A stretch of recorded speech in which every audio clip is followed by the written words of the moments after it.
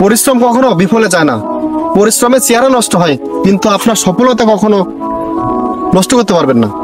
আপনি যদি আপনার জায়গা থেকে ঠিক মতো কাজ করে যান, সফলতাকে কাজে লাগানোর জন্য কঠোরভাবে কাজ করেন, আপনি সফলতা ঠিকই পেয়ে যাবেন। আপনি শুধু বসে থেকে যে সফলতা অর্জন করতে চাবেন তা কখনোই সম্ভব না। জীবনে প্রত্যেকটা ব্যক্তি তার জায়গা থেকে সফলতা অর্জন করার পেছনে কঠোর পরিশ্রম আছে। আপনি যদি পরিশ্রম না করে শুধু বসে বসে খাবেন, মানুষের গুলা দেখলে শুধু বলবেন যে হাই হুতাশ করবেন, এতে কিন্তু আপনার কোনো সফলতা আসবে না। আপনি আপনার জায়গা থেকে কঠিনভাবে কাজ করুন, সফলতার মুখ আপনিও দেখতে পারবেন। কখনোই পরিশ্রমকে অবহেলা করলে হবে না। আপনি পরিশ্রম করুন, কিন্তু বুদ্ধি খাটায়। শুধু গাধার মধ্যে খাটলেও যে আপনি সফলতা অর্জন করতে পারবেন, আপনি সফলতা অর্জন করতে পারবেন, কখনোই সম্ভব না।